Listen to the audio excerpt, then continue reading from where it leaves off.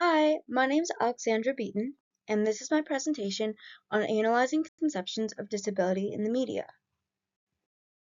I chose a CBC News article posted on their platform, written by Vancouver-based reporter Michelle Gussob. She highlights an incident involving Rodney Hodgins, a man with spastic cerebral palsy who uses a motorized wheelchair, and Air Canada. Gussob reports on the airline's failure to provide necessary assistance to a disabled passenger, focusing on the immediate incident and steps taken to address it, including a formal complaint investigation. This led to the offer of a $2,000 flight voucher and no repercussions on Air Canada. It incorporates direct quotes from Rodney, his wife Deanna, Air Canada, and the Canadian Transportation Agency. The article presents disability as a social justice issue, highlighting the dehumanization of the event, shaped by systemic inaccessibility rather than an individual's physical limitations. The article details how Rodney was left without support upon landing in Las Vegas, as the airline wheelchair was not available. He was forced to drag himself down the aisle while Deanna crawled behind him fighting his spasms, as airline staff looked on without intervening. The piece positions Rodney's story as a critique of accessibility failures in public systems. The framing highlights how ableism operates through institutional neglect, focusing mainly on Rodney's personal experience. Gussob shares structural factors, including Air Canada's attempt to shift blame onto a third-party wheelchair assistance provider. At the end, they also mention how the couple are accustomed to the work and research needed on their part to ensure the airplane can accommodate them, which includes confirming their wheelchair can fit in the cargo and that there is access to an aisle wheelchair, which is much narrower than a regular wheelchair. Personal testimonies highlight the need for policy changes, such as requiring there to be an attendant for disabled passengers. While the article effectively critiques systemic negligence, the piece outlines the emotional and physical toll of its experience, particularly the significant pain Roddy endured for days. This focus on pain and struggle shapes the reader's understanding of disability. Several word choices and descriptions used in this article follow the social model of disability, as they emphasize Rodney's experience is a result of Air Canada's failure to accommodate, which showed how societal structures disabled him rather than his impairment.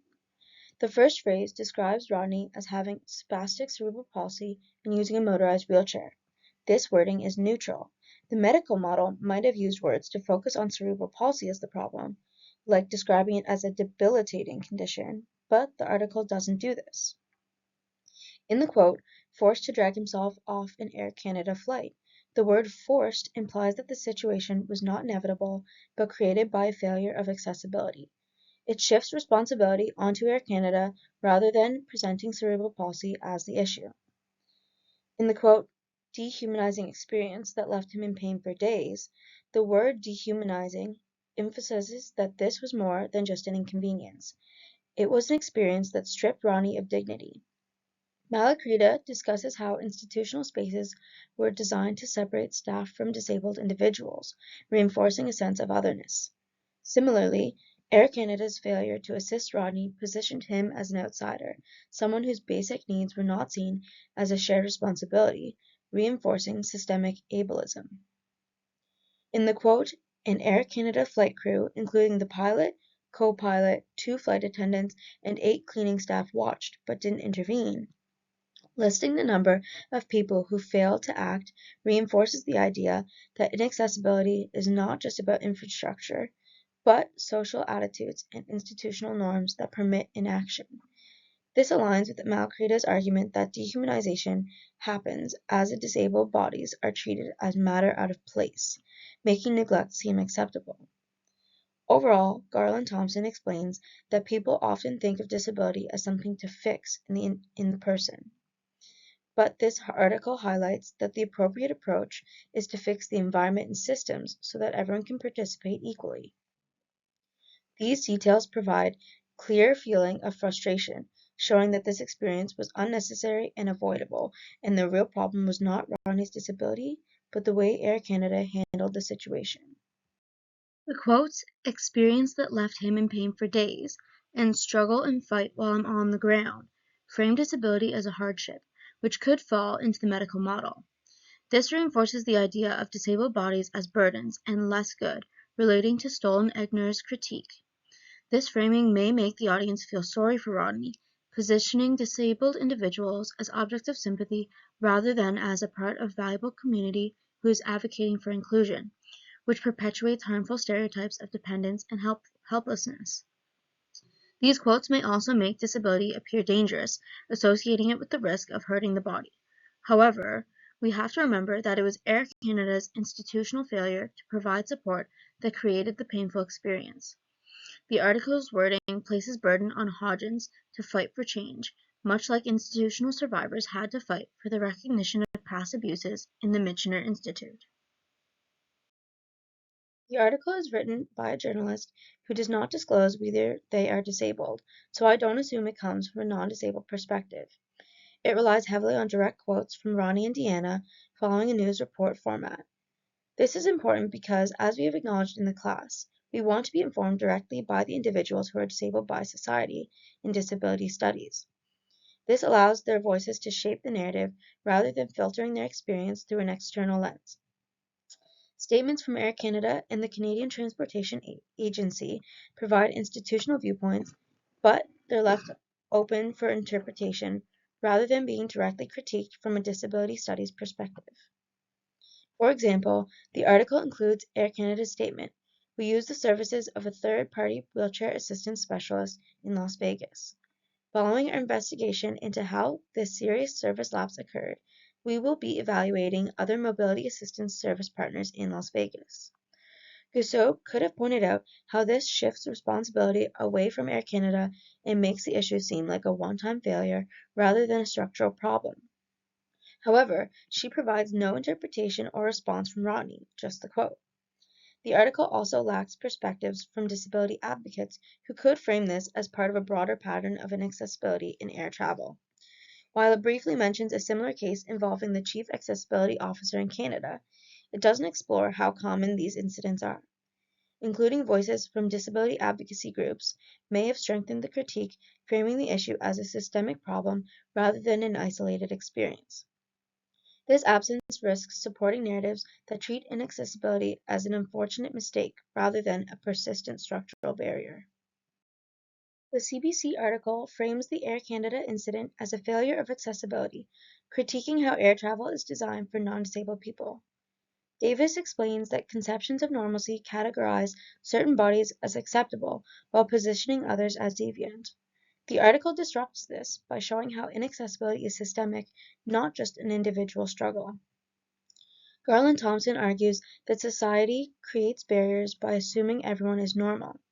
The article highlights how Air Canada was unprepared for disabled passengers, revealing how accessibility is often an afterthought. Further, Malacrida explains that dehumanization allows non-disabled people to overlook disabled suffering. The article challenges this by exposing the inaction of airline staff, making visible the social norms that enable exclusion. As Davis puts it, the problem is the way that normalcy is constructed to create the problem of the disabled person. By framing the incident in terms of systemic failures, the article actually challenges dominant ideas of normalcy and highlights the need to rethink accessibility as a standard, not an exception. The way disability is framed in this article has significant consequences. While airlines aren't total institutions like Malacrida describes, they are part of a system that regulates mobility. Malacrida explains that institutions often prioritize efficiency over people, and Air Canada's reliance on third-party wheelchair services mirrors this. Instead of making planes accessible and training staff to support all passengers, they shift responsibility to external services, profiting from inaccessibility. Malacrida also highlights how institutions strip disabled people of autonomy under the guise of care. Air Canada's expectation that Hodgins crawl off the plane reflects this. The media coverage focuses on Hodgins' experience of struggle, but could have further investigated systemic issues. Gusseau could have critiqued the flight staff's inaction, showing how ableism is institutionalized. This is similar to the dehumanizing treatment seen in institutions like the Michener Center. While outrage over incidents like this could push for stronger accessibility laws, the framing focuses on the experience of struggle, risks and reinforcing the idea that disability is a tragedy, positioning disabled individuals as passive objects of sympathy rather than recognizing their agency. This could limit how disabled people are viewed in society, reinforcing stereotypes of dependence and helplessness rather than as active, valuable participants of society. The article's focus on Air Canada may make viewers think the incident is isolated to that one company. However, it's important to highlight that inaccessibility in air travel is a universal issue. By not addressing this, the article fails to give readers the full scope of the social issue at hand, which can influence how we collectively push for systemic change.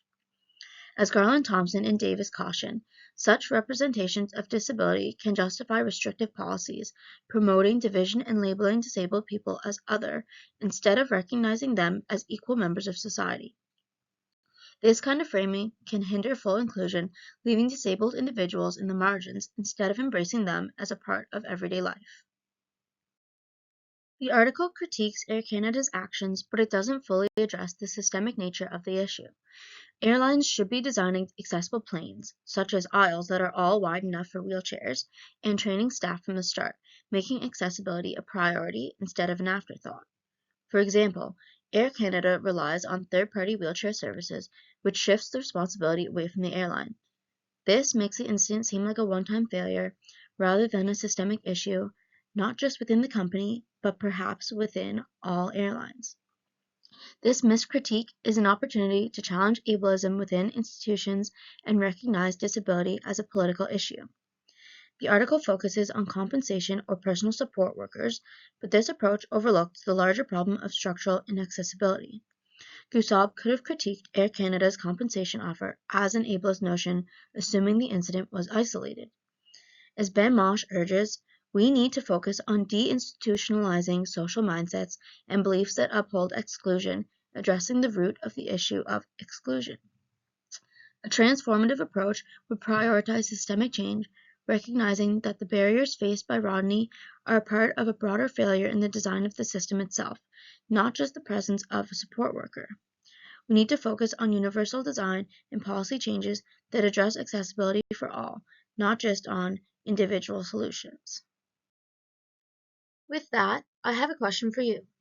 Given that the article frames this incident as specific to Air Canada, how might this affect our understanding of systemic ableism in public transportation as a whole? In what ways do media portrayals like this contribute to reinforcing or challenging existing social and political structures around disability inclusion?